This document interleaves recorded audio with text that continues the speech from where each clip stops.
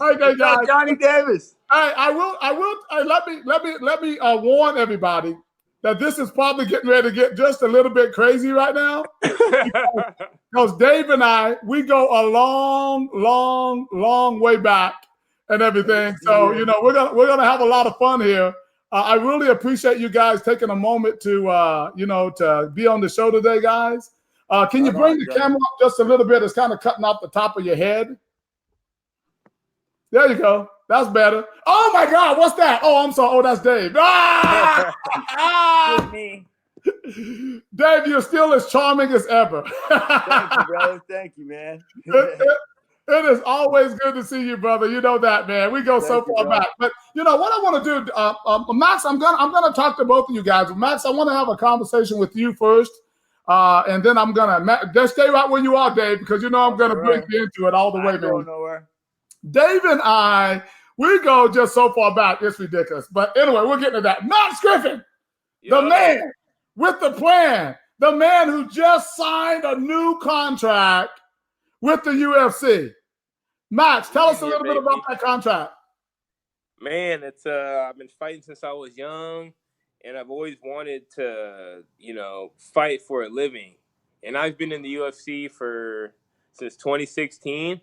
Wow. But I wouldn't really consider it a living. It was you make good money, but not so much, You gotta do other stuff on the side and wait to fight again. But now I got this deal. It's beyond. It's what I wanted. It's what I've been waiting for. What we've all been waiting for. Enough. I can fight once a year now. It's what? It's a blessing. Wait a minute. Once a year? That sounds like some money. That sounds like somebody making some money now. All right, well, listen, Max, the question I have for you is, how is it sitting in front of Dana White and chatting with? He seems like such a big personality. And let me give props to Dana. I got to give props to the guy. He's gone out there and he did a great job with the UFC. Let's just give it to him. Listen, I'm a Muay Thai and kickboxing guy, and everybody knows that. That's my thing, right? But you know what? I got to give props to the guy. He's done a great job. He was in the right place. He's gone in there and he sold that thing to those folks. And how is it like sitting in front of him and chatting with him? He's a nice guy. I feel like all this press he gets and all that. He has a certain role to play, though. He's the boss. He's a pretty serious guy, but he's cool. You got to be, all the people he works with, the industry. I know it's cutthroat, but there's a lot of good people. He hires all the best people. So all his people he works for him are the best people. They love their job. It's great. UFC treats him good, Yeah. Right. Well, that's good to hear, because I know a lot of people out there, they're working hard. The UFC, hey, when you talk about fight sports, it is what it is. It's number one, and I know the other organizations out there trying to, rise up and trying to do their things. But you know what? You just got to give props. Look, I'm jealous, okay? Let me just go ahead and put it on the table, right? What? I wanted to be where you are for kickboxing, okay? Let's go ahead and say it, man. Let's say it. All right. So, anyway, and Dave Marinoble, he knows that. He knows that that's what I want to be. Listen, some things happen different for people. I have a different path. Dana White was never a two-time world champion. I was, right? Dana White doesn't have his talk show yet, but maybe he will. But I have mine, right? And I got Max Griffin and Dave Marinoble on my show. So maybe somewhere we're connected in there. I don't know. But anyway, I just want to. I don't know how I missed you, Max. Right? And let me say this, because Dave Marinoble knows I lived in California for 23 years. Now, I am trying to figure out, I noticed that you were a kickboxer first. Uh-huh. So, Dave, was he training with you back in the day? How long? He trained with us in our Kung Fu system since he was 4 years old. What? Yeah. So 4 years old, yeah. And so you guys have been knowing each other for a lifetime. Couple years. Hey, Dave. I got bad news for you. Yeah, brother, Dave, you getting old, brother. I know, man. Hey, how is it that you are getting old and I'm not? What's happening with that? I don't know. I didn't recognize you when I seen you on the podcast. I'm like, who is that old man on there? I can't recognize him. I know. That's crazy. Where's Johnny Davis? Will the real Johnny Davis please stand up? So Max, so you were like 6-0 as a kickboxer, right? Something like that. Dave, how did I miss him on my shows? Did he ever fight on my shows? I think No, I haven't. No? I don't think he's fought on any of your shows. How did we miss him? Okay, because we were fighting him on backwoods stuff, like you know what I'm saying? All like the redneck woods and stuff all around. Dave, you can't say redneck on Facebook. Oh, you're not allowed to say that? You're white. I'm white, boy. I can say whatever, man. Oh my God. You know, at the time we broke up and we would start doing the shows at the Doubletree, you know, which was pretty big shows, right? Pretty packed houses. How did we miss Max? He was doing other things. You know, he was training for MMA and preparing for that. So it's like, we're fighting a lot of different venues here and there. And I had, you know, my share of champions and fighters over the last 30 years. We've gone in, you know, different, generations of them now, you know. And he was in the MMA generation, and he did the kickboxing to supplement his MMA, you know, on the side after a while, and then went for the MMA path because that seemed to be, you know, going pretty good for him, and he wanted to do it. What were you, like 20, 21 or something 21. like that? Like 21 years old, and he goes, I want to learn MMA. And I ran into Max at a gym down where he was doing some construction down there at Phil Flather's place in Rancho. And he goes, I want to do MMA. I'm like, come on out and train with us, man. Do some MMA. You know, because he did Kung Fu as a kid, you know, and did his teenage trips for a while after age 15 or whatever, you know, got his junior black belt and, you know, learned his striking arts and all that stuff. And then came back as an adult and said, I want to be an MMA fighter. And I said, let's do it. Let's do it, man. Let's go for it. We got a good relationship. Yeah. He's a good boy. He's always been a good student. Always trained his ass off. Crazy as hell. Intense. You know? So it's like, it just fit. You know what I mean? You know me. Gee. Well, Dave, you talk about the training part. You were kind of like a maniac in your training. Yeah. Crazy, man. Well, they call me Madman Marinoble for a reason. Let me tell you guys something. So when I first met Dave, I'm going to do like this multi-interview.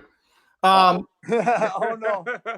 Yeah. When I first met Dave, I saw Dave fighting. I think it was at the Radisson Hotel, man. Dave was like doing like jump spinning, heel kicks. He was laying down for some good hands, and I saw him knock some guy out like in beautiful fashion. Well, me being Johnny Davis, and sometimes I can be a little arrogant. I remember that day, and I'll share. Dave, what did I say to you, Dave? Man, you're good. Well, as I'm stepping out of the ring with my title belt in my hand, I defended my title that day. And you said, man, everybody's like, give me high fives, out the ring, and you go, man, you're good. I never met you before, ever. Right. And you said, man, you're good. I see this smiling brother just going, hey, man, you're good. This big smile, man. I love your smile, bro. And you go, man, you're good, but I can make you better. And you pointed at me and said, I can make you better. And I looked at him, I'm like, who was that man? Exactly who was that guy? Yep, that's what that was. And I find out, who is this guy? What can he do for me? Thanks, bro. All right, have a good one. You too. And so that's the day we met. Yeah, you're absolutely right. That is exactly how we met. And 1996. Was it 96? 96. Oh, my God. Man, that's been so long ago. So as I was talking about the training, I know for a fact, and I'll get back to that in a minute, Dave. I know for a fact, Max, that Dave was a maniac in the gym because he and I trained together, right? I mean, this guy, he was unstoppable. He was so strong, muscles from head to toe. That's what I loved about Dave, and he's a smart guy, and I like that, right? Tell me, how is it, or what is it like training with someone like Dave? I'm used to it now. It took me a long time. But the stuff people don't do this stuff. I go to other gyms and it's like, you guys are done. That wasn't a warm up, you know? Right. He just puts you on another level, and he's been a champion. He's a champion in everything, and people that have done things can show you how to do things. You know what I mean? So I respect him a lot, but he made me, more crazy than I am. Yeah. I'm a lunatic. I believe that. So lunatic, you talk about he's done a lot of things. He's been a champion in a lot of things, and you're absolutely right about that. And that's very interesting that you say that because, I mean, he's just like the grappling thing. He's a striker. Obviously, he was in the kickboxing. He was in the military stuff, the weapons, the everything. judo, everything. Yeah, everything. And has that helped you out in the ring, you think, Matt, in the cage? Yeah, he's so versed and knows what to do. It's not like he's just a karate guy that only knows how to defend karate stuff and do karate stuff. He created his own system, this robust system over the years.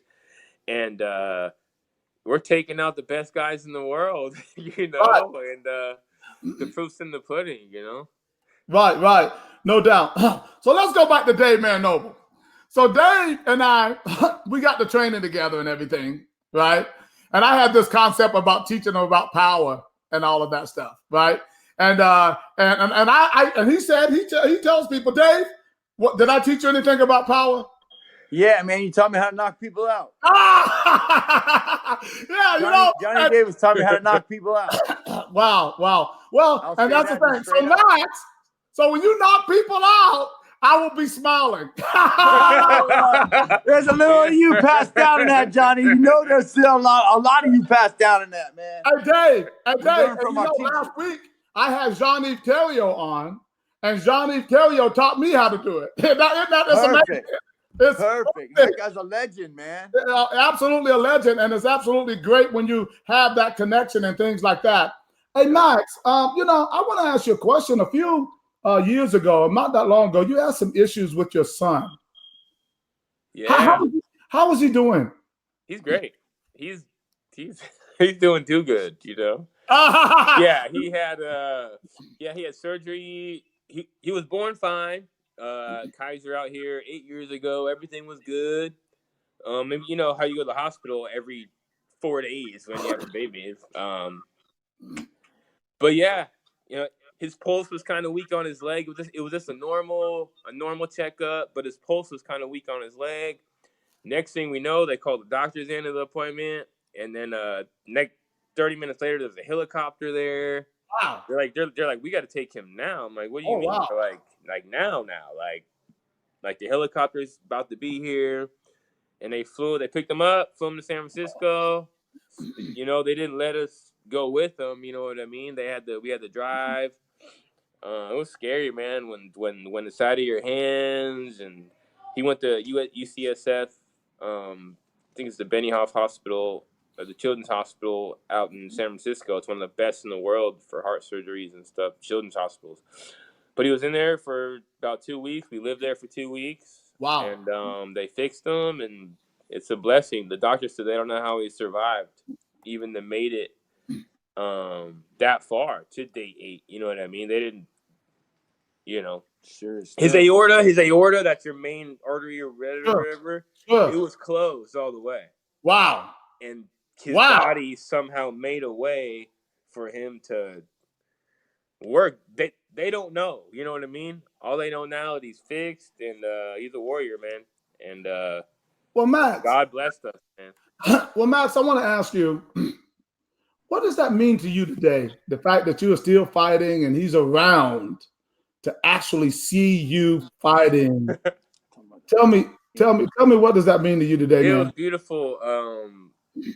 So he actually got to come to my first fight, my last fight in Atlanta.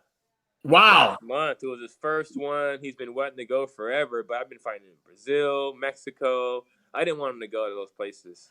So I took him somewhere safe, which was Atlanta. And it was one of the best experiences of my life to be able to just have him there, joking with me on fight day, and just having him around. Wow.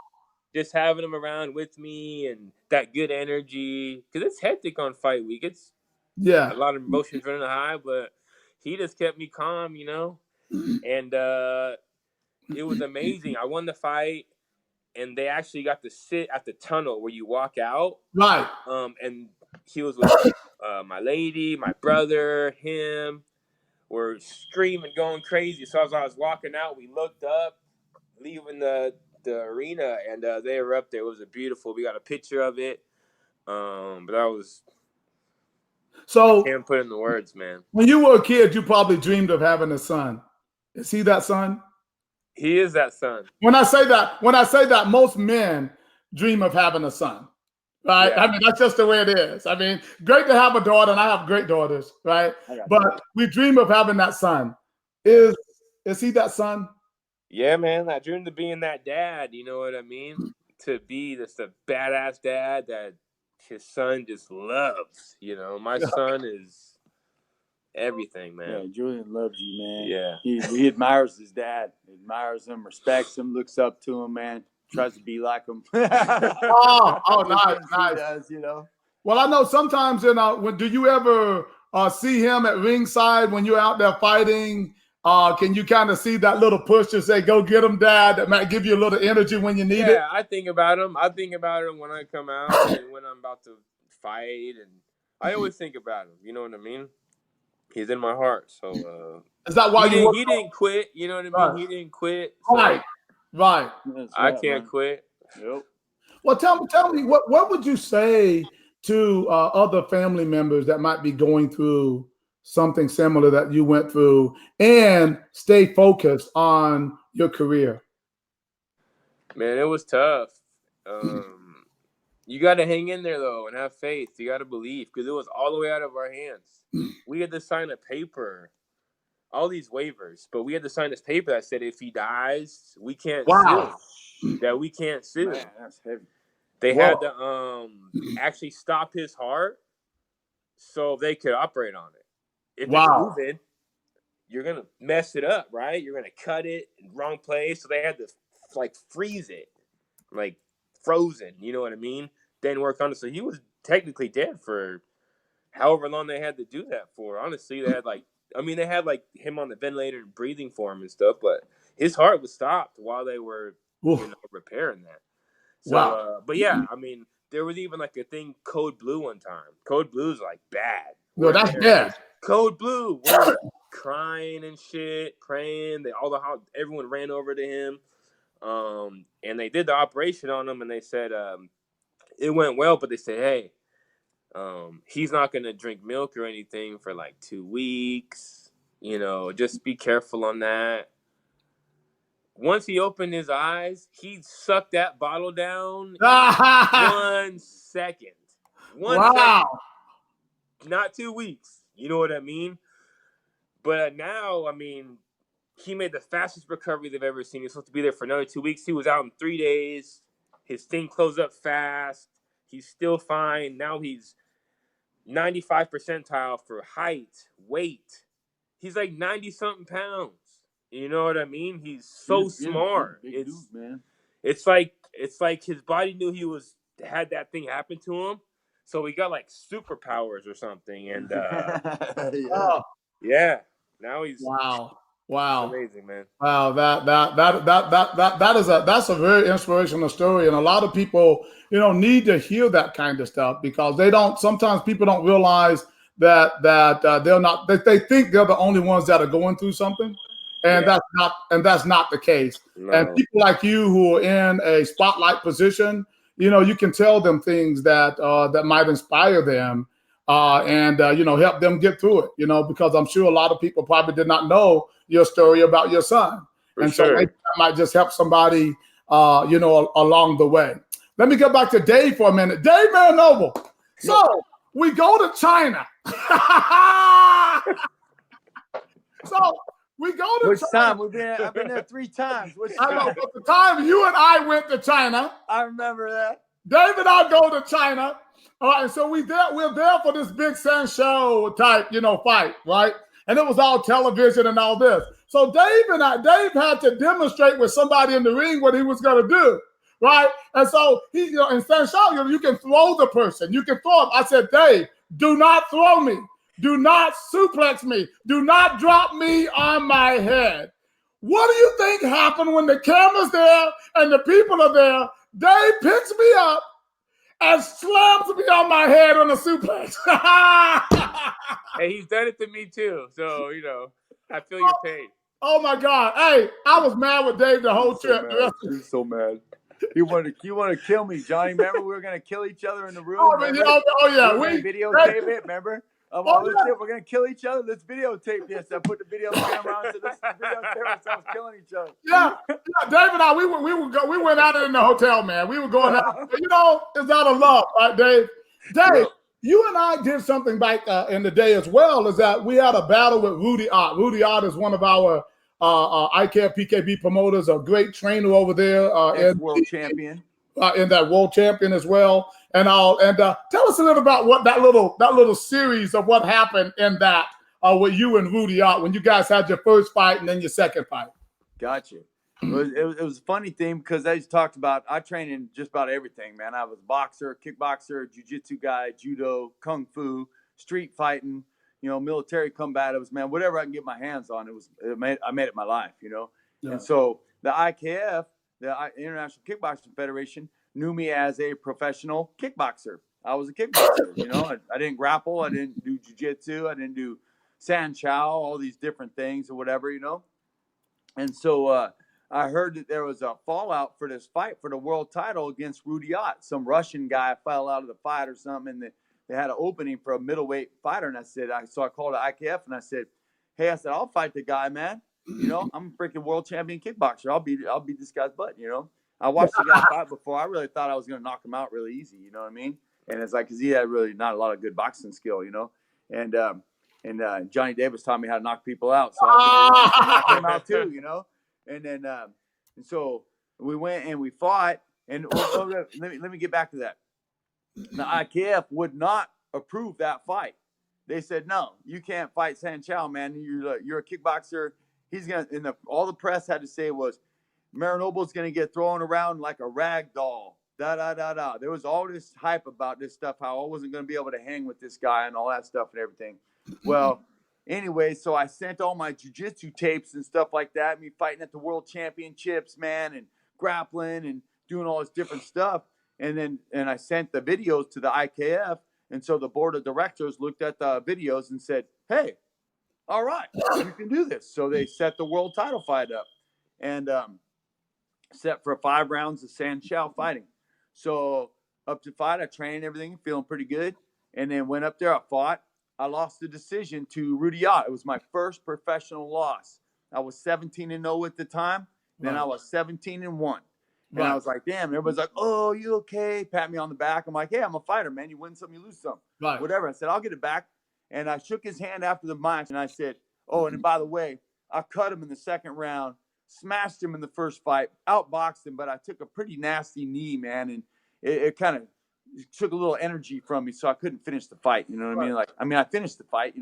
I made it through the 5 rounds, stuff like that, everything. But, man, he hurt me pretty good. I'll give it to him, Right. And he beat the shit out of my leg, man. So, you know how I'm with those leg kicks, man. I'll take one to give one, It's like when I knocked that guy out in Mexico. Remember, he kicks me in the leg, spin a back fist, knocked him out, and I'm like, hell yeah, bitch. Excuse my language. But so that was all good. And then so I lost that match, and I was like, dang it. So I shook his hand. Kung Lee was there. Rudy was there. My brother was there. And I go, hey, man.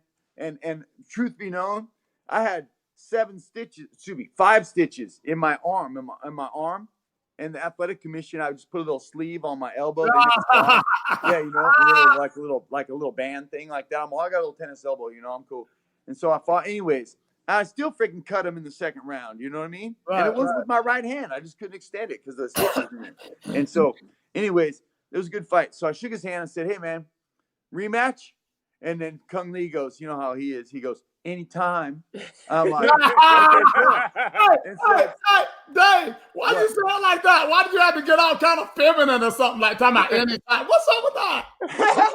No, he's an eloquent speaker. He's not all. Oh, okay. I thought you were trying to say something else about Kung Lee. Come on now. No, not at all, man. That dude's a stud, man. But the way he speaks, he's eloquent. He's like anytime, like. That's cool. You Whatever, just the greatest impression of Kung Lee. Oh, man. We come from different places, Right. And so that was that, you know what I mean? I was like, bam. And then I did some other stuff, some other things, and did like a U.S. title defense or something, fought for the U.S. team, and did some other karate stuff. I'm always doing something, And then Strikeforce called and said, hey, man, we got a Sanchao fight against Rudy Ott. Are you interested? And I said, hell yeah. Right. They Right. said, how much you want to fight for? I go, I'll do it for a freaking T-shirt. Man, that's my biggest dude up, And so, I mean, I think they paid me like $5,000 or something like that for that fight. Whatever. It was, kickboxing back then, And then, so I went down to San Jose and down there, man, and beat that boy silly. Threw him all over the place, man. Slammed him on the ground quite a few times. Well, let me insert a little bit of Johnny Davis right there. Well, I'm almost gonna do that. Right. Yeah. After the first fight, we said we're not gonna kick this guy. We're gonna box this guy. Well, hold on, Dave. Dave, I want to be honest. Now, the first time, remember, we had a little separation. I didn't train you for the first fight. Right. I just heard That's you got, correct. right. Let me be clear. I just want that. Not that I'm the greatest trainer or whatever in the world. I'm not, right? Hey, but Johnny, I think you are one of the greatest trainers in the world. No, nobody knows, Dave. Nobody knows that. I'm president of Air Point Kickboxing. All right. So the thing about it is, though, is that I didn't train you the first fight. You got beat up. I said, hey, Dave. Hey, I didn't get beat up. I lost the fight. Okay, you lost the fight. You did not understand all of the throwing, I don't believe, at that time. That's what I heard, right? No, he caught a couple kicks. Said, why are you going to fight his game? That makes no sense. Why are you fighting his game? I said, all you got to do is prevent him from throwing you and use your hands and your feet. I mean, and that's it, and we can knock him out. That's what I said. And so we trained that way. We didn't knock him out, but we did give him a standing 8 count. Right? You almost got him knocked out. Almost knocked him out. He was How about beat Dave to death in the corner for not knocking him out? No disrespect, Rudy out. No disrespect. That was back in the day. We're talking 20 years ago. Man. I'm just saying that I beat Dave up really bad because of that. Let me go back. Let me shift back to Max for a moment. So Max, you're making a little bit of money, I heard. I'm not worried about it anymore. I could do what I got to do and put some stuff away for my son, invest in some stuff, make some moves, do some stuff. You know what I mean? Right. Hey,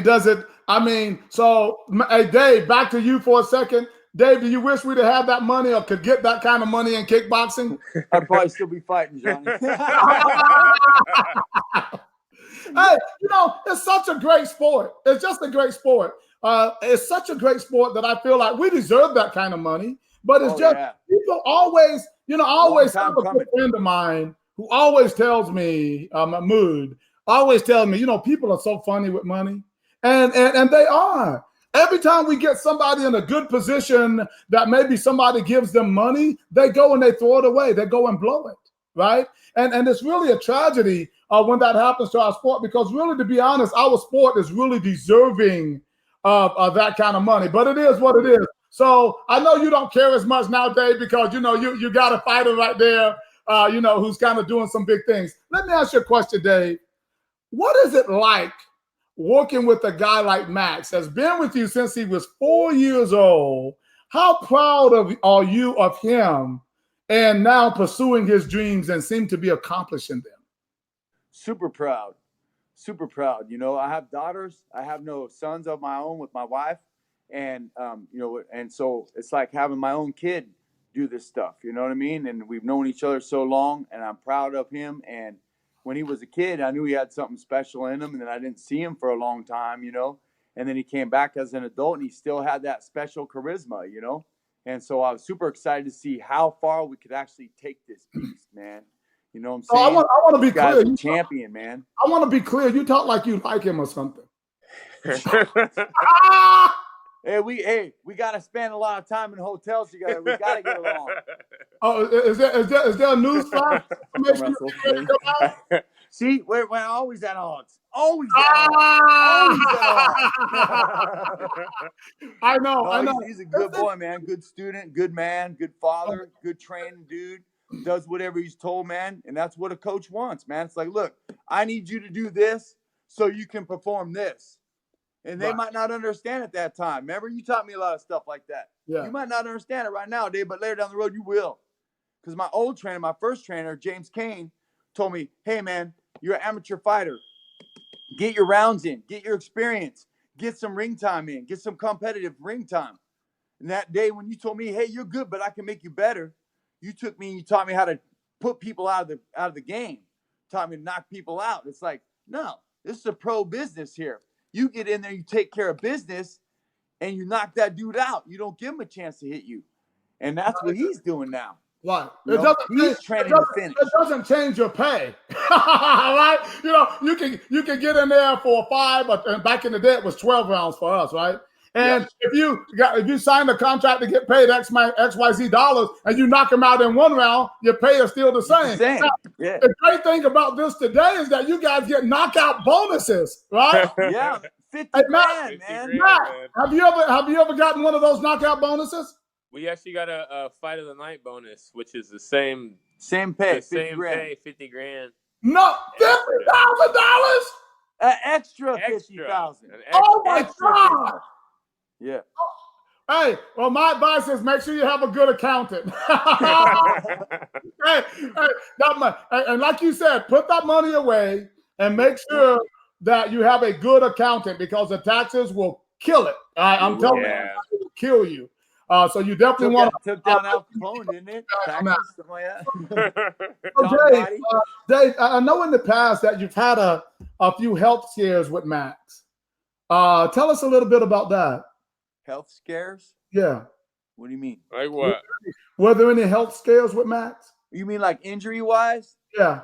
Man, I know fighters get busted up all the time. They'll come through it. If they're true champions, they'll come through it. If not, they'll just quit. Right.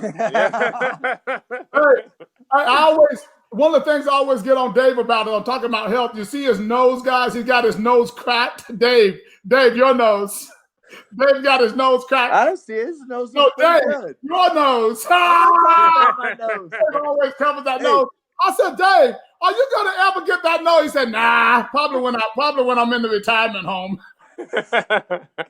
I told my wife I was gonna get fixed too. She goes, no, it gives you character, makes you who you are, man.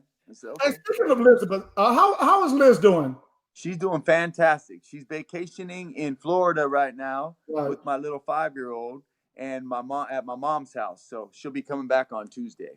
Yeah, I was glad to hear about her, and I know she went through a couple things, some health scares. She kicked the cancer, man. She had breast cancer. She kicked that. She's 7 years clean now, man. Awesome. And alive as hell. You know, it's pretty scary when you see them. You're laying there with their heads all bald and stuff, just all skinny and eating away from that chemotherapy, man. And, you know, it's a scary thing, man. It's scary as hell. But, you know, I think I'm a good husband, and I just, sat down and just minded everything, took care of everything for her, took care of her, make sure she was taken care of, and the kids are taken care of, and the house and everything else like that, And she came out of it, man. She's stronger than ever now, doing great and looking beautiful as ever, man. Yeah. What is it like going through something like that when you're trying to run a business and then your family kind of get in perils? You know, you got this woman that you love and she's in pain and you can't do anything about it. Damn, Johnny. So here's the situation. That was about 2010 that went down. So about 9 years ago, I was going through that. Okay. That same year, Dave Marinoble, me, went through my wife's breast cancer. The IRS was auditing me real heavy, climbing up my butt with a big microscope. And if you've ever been audited by the IRS, you know. The IRS levied my bank accounts.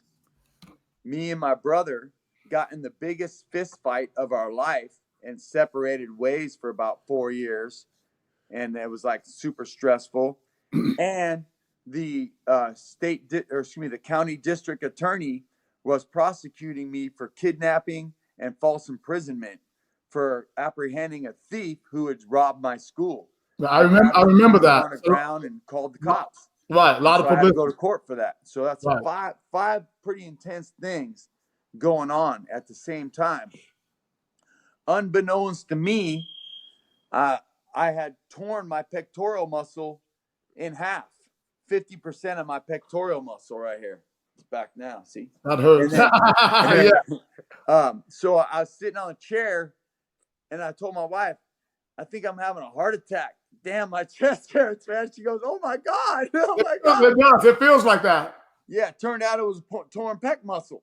So I was just so stressed, and you can't see too much right now, but dang, my hair started turning gray. Right. You know, and man, it was super stressful.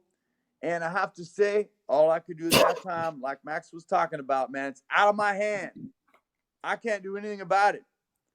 So you got to give it up to the good Lord, man. And say, God, you got to take this because it's out of my hands and I can't control it.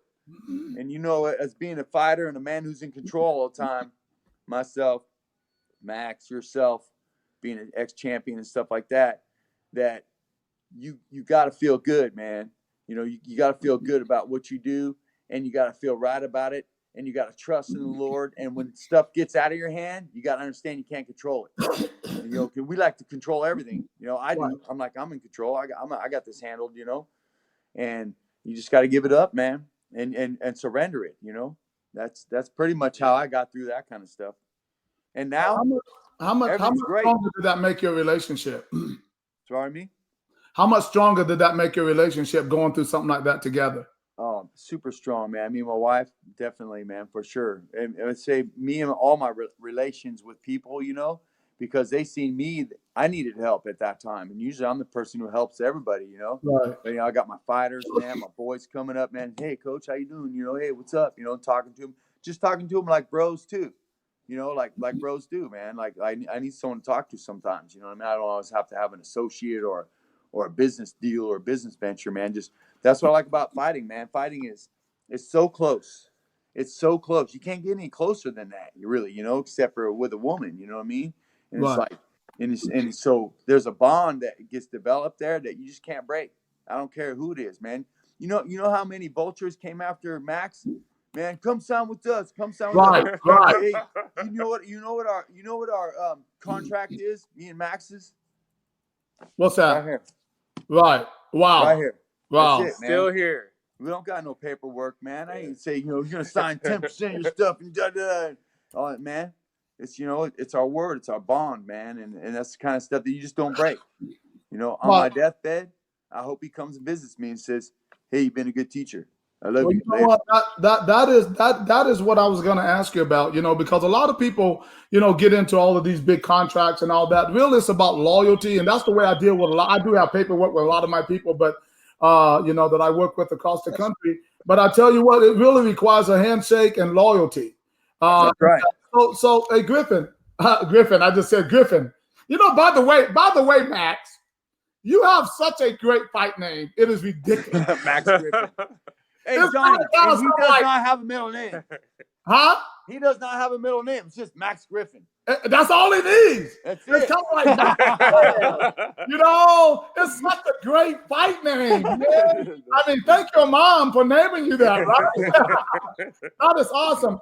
And so Max, when you think about loyalty and you think about people like Dave and what he's done for you and been there for you, does that make you work harder at everything you do? It makes me more appreciate what I do because a lot of people aren't like that. Most people aren't loyal. Right. The generation's not loyal. Most fighters aren't loyal. You should give one little shiny thing, they'll this and that. Oh, I'll go over there. Right. Oh, this and that. Oh, you know, I'm Right. not like that. Right. And I just see the realness. We're so real over here and legitimate, and just the more you're in the industry, you figure out most people are a joke, and even if they are good or whatever, they're talking shit about their friends or their teammates. So many other teams have so much internal drama behind the scenes, and everyone hates each other on the teams, and there's clubs like, oh, you're with the A team, you're with the B team, we don't talk to you, and this and that. Right. We're all family here, you know, and we breed that, and that's how it is. So Max, tell me something. So I really can appreciate the relationship you guys have together, because I had that kind of relationship with my manager as well, and I love him still today. To the day we lay him to rest or he lays me to rest, we're going to be the best of friends and everything. Tell me, what is probably your most memorable moment with Dave Marinoble? Man, there's so many. There's so many, man. You see those pictures where like, oh, Right, yeah, like right. it's just like just those times, you know. So many fights, man. Pick one, Max. You get ready for yours, Dave. Huh? I said, get ready for yours. Okay. Shit, man.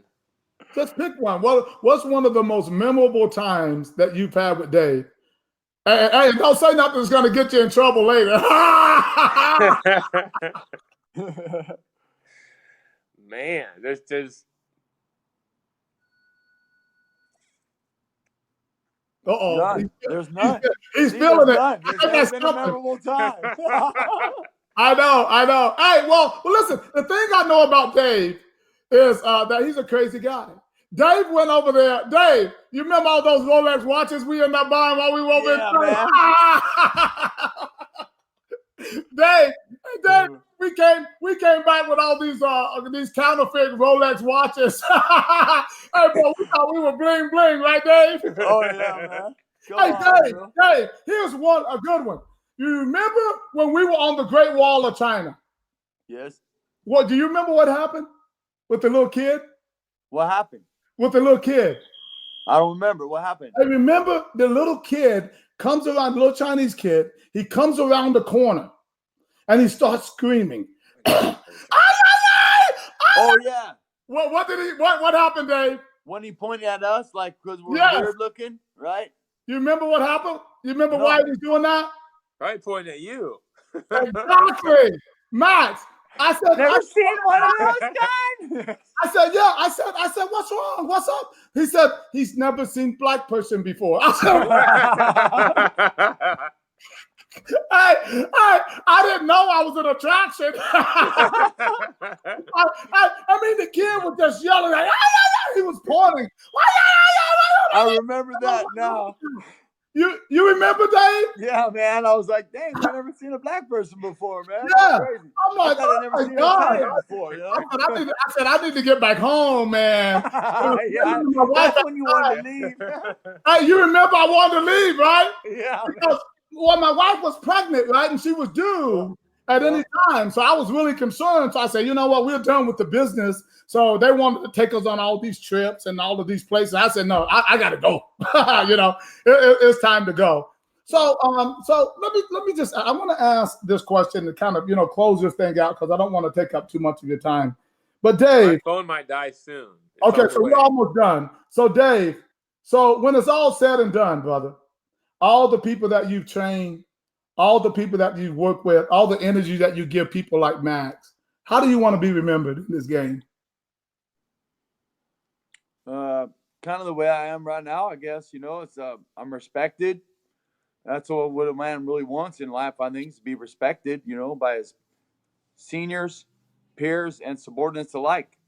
So I want to continue my path that I'm doing, continue to train champions, and then cruise out gracefully someday, you know. And I would like people to just say, you know, he dedicated his life to the arts. He was a good trainer, trained a lot of champions, a good family man, provided for his family, and worked hard. That's what I'd like people to say. Wow, well, I think that's, and I love the Lord, man. That's some good stuff. So Max, you know, right now you're on the climb. You know, I'm sure you got a goal to get to that world title. What is your timeline? I want to be ranked this year, and then next year. Okay, maybe top 10 2020. Yeah, top 10 this year, and 2020 title time next year. So right now, being on the journey that you are, you know, I know you're living the dream. But how do you want to be remembered when this is all said and done, Max? Kind of like he was saying, how we are now, you know.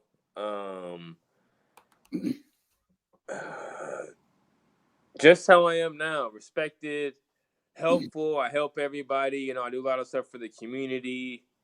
I give someone the shirt off my back, And people know that kind of stuff, you know, and I think that's why I do have so many fans. I've always, you know, went the hard road. My road is the worst. You know, my road is jagged road, bare feet over glass, you know. Right. And you got to work hard and you can make it. You know, we all don't come from the best places, but it don't matter. You know, you can make it happen if you believe it. And, you know, Max, I just want to really be an inspiration, you know? Max, is that your message to young folk who might be striving for their goals and their dreams? Yeah, it's supposed to be hard, you know. And if it's getting easier, you're doing the wrong thing, you know. It's so your life continuously gets harder and harder and harder, unless you ain't doing nothing. Yeah, you know.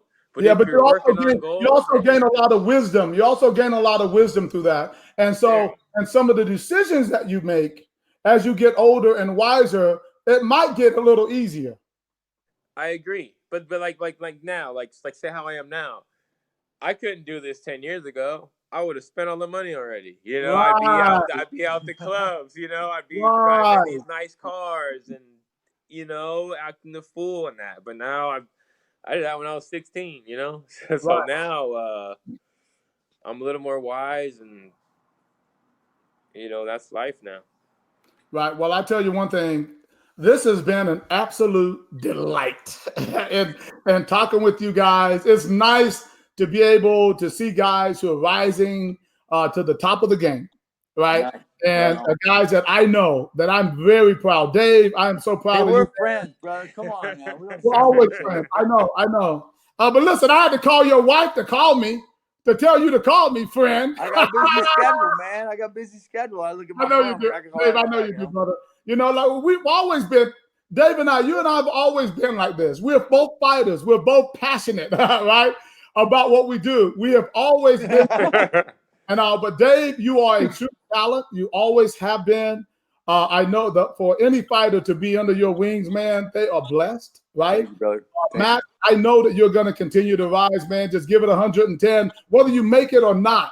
Already, baby. You know, you're enjoying that climb. It's about like, who's that song that the lady, what's her name? She said, "It's the climb." What's the guy? Miley Cyrus, right?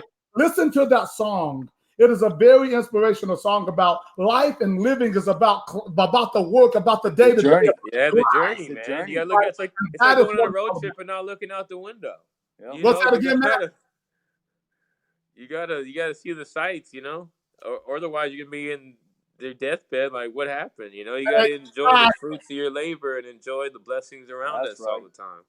Absolutely, man. You two guys are awesome. Hey, one more question, really quick, before we go. The Sacramento, you guys have a fight coming up there soon? We're trying. We're trying. To get on that card. How can they have a fight in that area without having Max Griffin? That's what I'm saying. They might not have it without me, so we'll see. Well, good luck in the negotiations on that, guys. Ladies and gentlemen, we've been speaking there with former IKF World Middleweight Champion David Marinoble and the man himself with the UFC, just with a new 5-fight contract, Mr. Max Griffin. Thanks so much, guys. We'll talk to you soon. Thank you, man. Thank you, Johnny. All right, guys. Take care. All right. Those guys are absolutely awesome. So great talking to them, Mr. Max Griffin and Mr. Dave Madman Marinoble.